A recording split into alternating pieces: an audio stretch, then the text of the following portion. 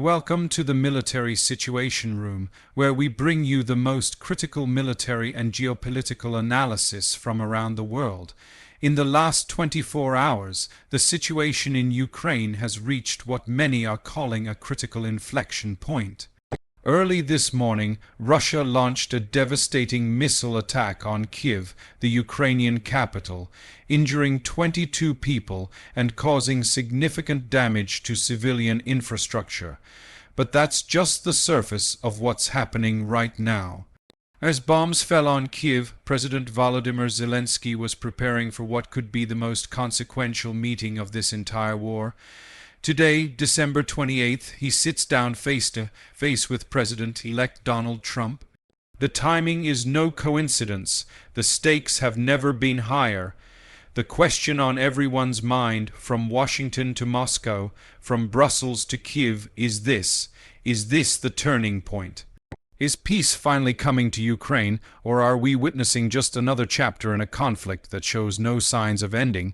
Stay with us as we break down everything you need to know about the last 24 hours and what today's historic meeting could mean for the future of this war. Let's start with what happened this morning. Just hours ago, Russia launched a significant missile strike on Kyiv. According to Ukrainian military sources, multiple missiles targeted the capital city, resulting in 22 people being injured. Emergency services responded quickly, but the damage was done. Buildings were hit, infrastructure was damaged, and once again, Ukrainian civilians found themselves under attack. But this wasn't an isolated incident. This attack is part of a broader pattern we've been observing over the past 48 to 72 hours. On December 26th, just 2 days ago, Russia carried out coordinated strikes across multiple regions of Ukraine.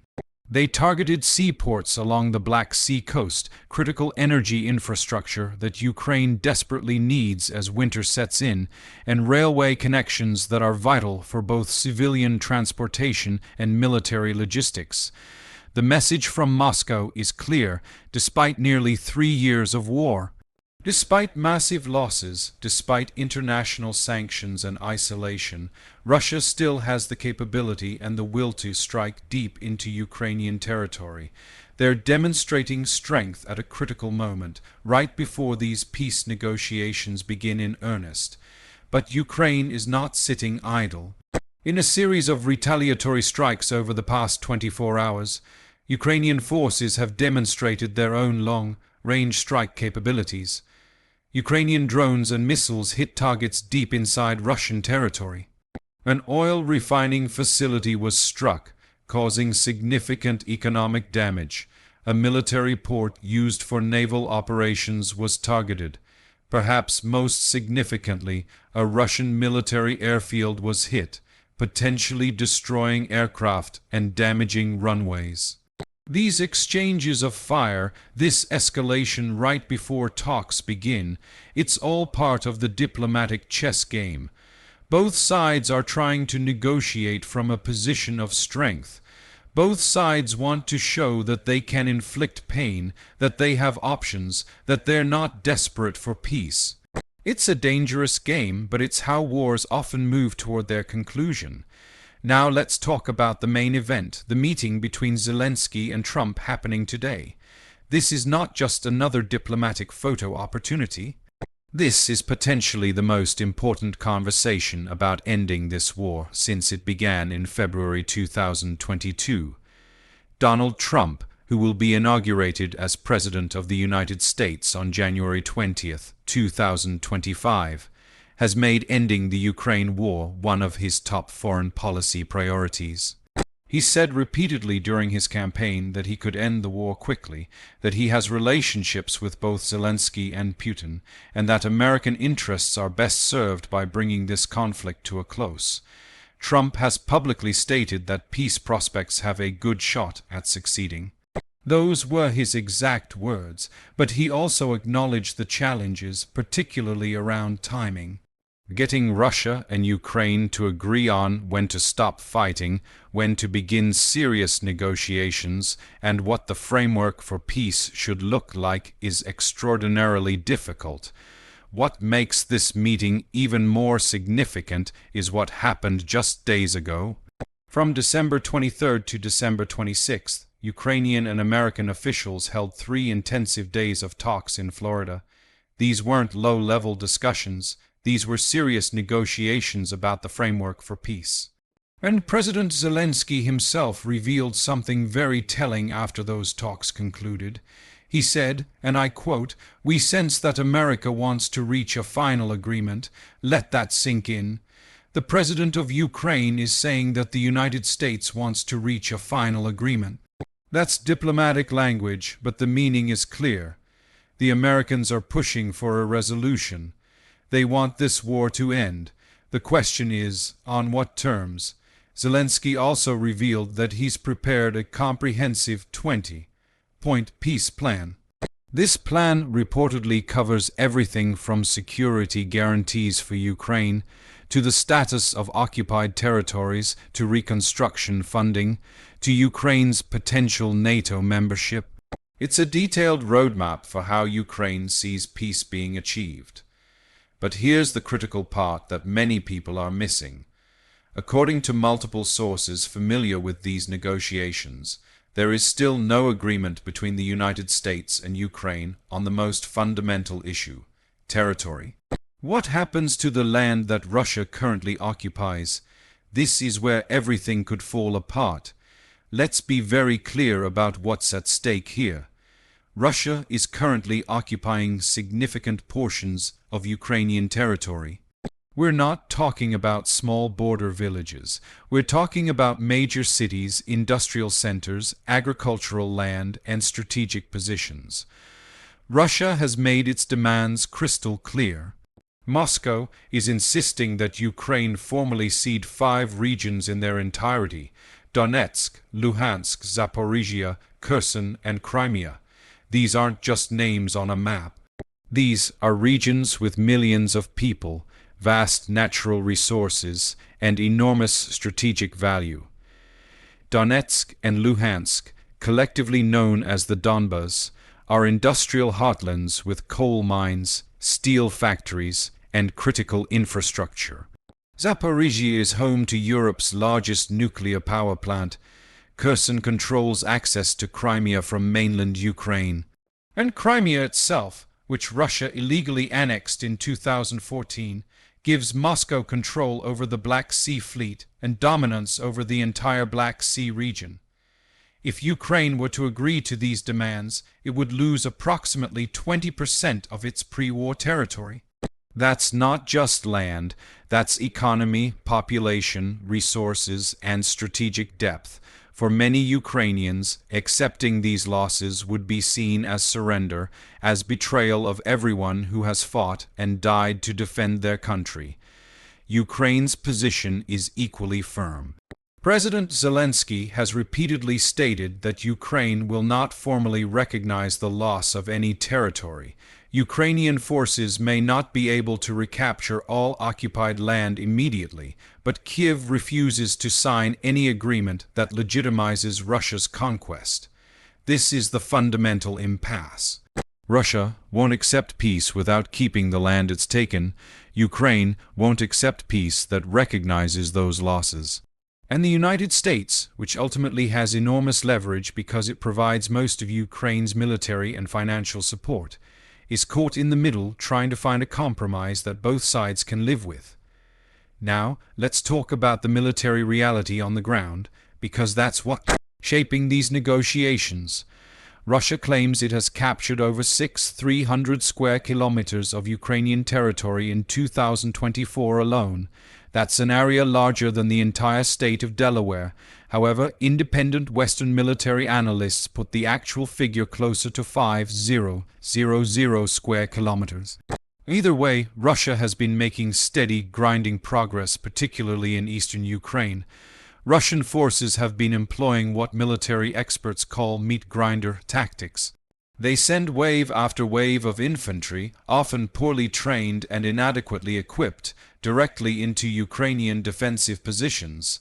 The casualties are enormous, both for Russia and Ukraine, but Russia is slowly, painfully pushing forward. Meanwhile, Ukraine is facing serious challenges.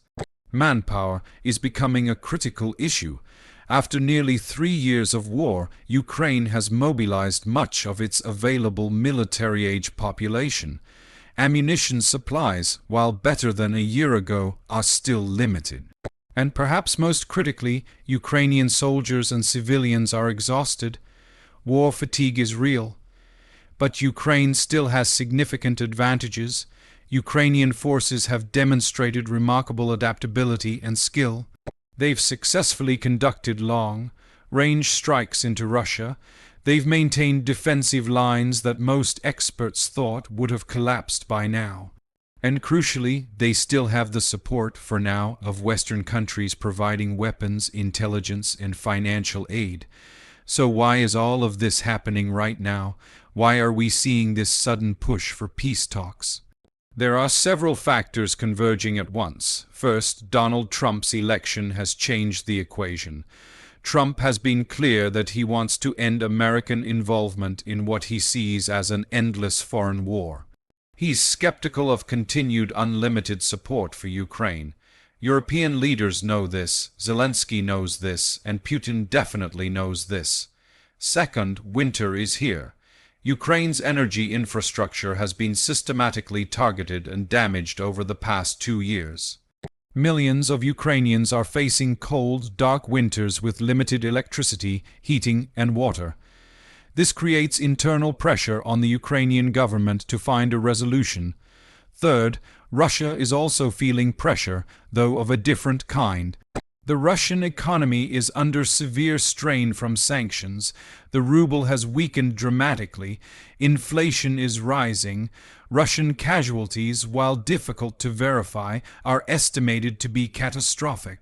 Ukrainian military sources claim total Russian casualties since February 2022 have exceeded 1.2 million troops killed and wounded. Even if that number is inflated for propaganda purposes, the real figure is certainly in the hundreds of thousands. Fourth, there's growing war fatigue in Western countries. European populations are dealing with inflation partly caused by the war's disruption of energy and food supplies. American voters have repeatedly indicated in polls that they want less foreign intervention, not more. This political reality gives leaders like Trump leverage to push for negotiations. All of these factors mean that right now, at this specific moment in time, there's a window for serious peace talks. It might not last long. If this opportunity is missed, the war could drag on for years. This is why today's meeting between Trump and Zelensky is so critical. They need to find common ground. They need to establish what Ukraine can accept, what America will support, and what framework might be acceptable to Russia when negotiations eventually include Moscow directly. So let's talk about what a realistic peace agreement might actually look like, because this is what Trump and Zelensky are probably discussing right now. One potential framework is what some analysts call a frozen conflict scenario, similar to what happened in Korea after the Korean War. In this scenario, active fighting stops, but no final peace treaty is signed. Russia keeps control of the territory it currently occupies, but Ukraine doesn't formally recognize those losses. A demilitarized zone is established, possibly with international peacekeepers. Ukraine receives massive reconstruction aid and continues on a path toward European Union membership and potentially NATO membership at some future date. Another possibility is a phased approach. Fighting stops immediately, but final territorial issues are postponed for later negotiation, perhaps 5 or 10 years down the road. In the meantime, both sides focus on rebuilding, recovering, and creating conditions for eventual reunification or final status determination. A third option, though less likely, is a comprehensive peace deal where Russia returns some occupied territory in exchange for Ukrainian neutrality, guarantees about NATO membership, and lifting of some Western sanctions. The challenge with all of these scenarios is that they require compromise from both sides, and right now, Neither side seems willing to compromise on the fundamental question of territory. We need to step back and look at the bigger picture here, because this war is about more than just Ukraine and Russia. This conflict has reshaped global geopolitics. It's brought NATO closer together and expanded, with Finland and Sweden joining the alliance. It's exposed vulnerabilities in European energy security and forced a massive shift away from Russian oil and gas.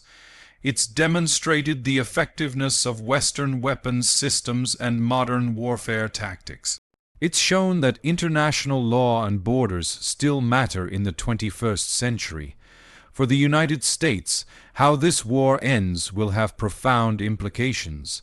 If Russia is seen to benefit from its invasion, it sends a message to authoritarian regimes everywhere that territorial conquest can succeed.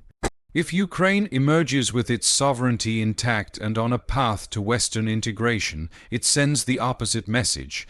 For Europe, this is about security on their own continent.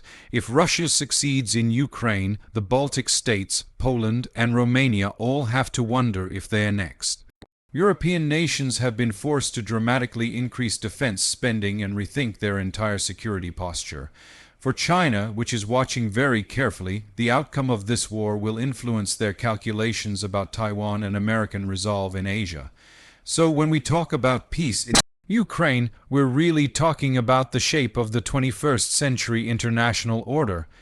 So what happens after today's meeting? What are the next steps? If Trump and Zelensky can reach an understanding, the next phase would be bringing Russia to the table. That's easier said than done. Putin has been very clear about Russia's territorial demands. He's shown no indication of being willing to withdraw from occupied areas. Any peace deal will require Putin to believe that continuing the war is more costly than accepting peace, even if that peace doesn't give him everything he wants. The mechanics of negotiation are also complicated. Would there be direct talks between Zelensky and Putin?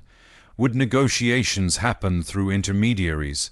Would other countries like China, Turkey, or France play mediating roles? These are all open questions. One thing is certain, the coming days and weeks will be absolutely critical.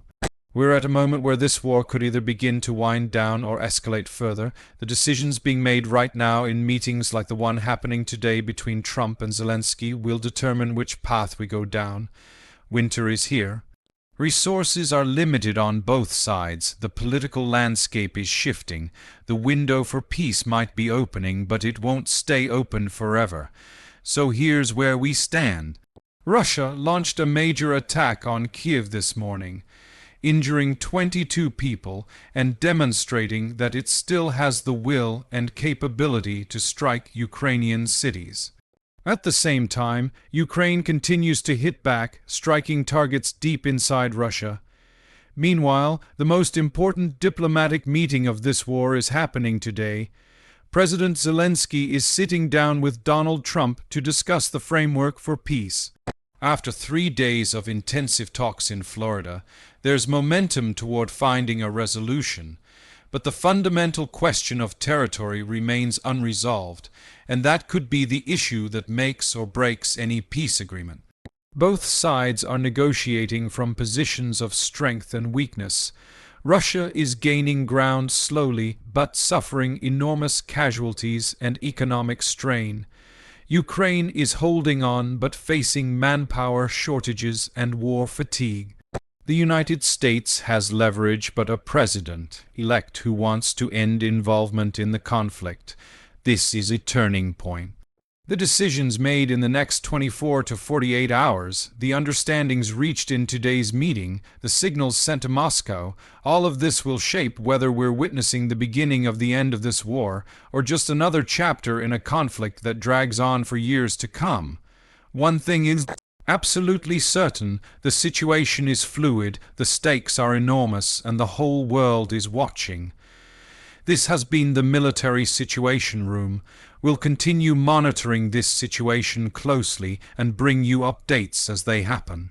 If you want to stay informed on the most critical military and geopolitical developments, make sure to subscribe to our channel, hit that like button, and turn on notifications so you never miss an update. The next briefing could come at any moment because in situations like this, everything can change in an instant. Stay informed, stay aware, and we'll see you in the next briefing.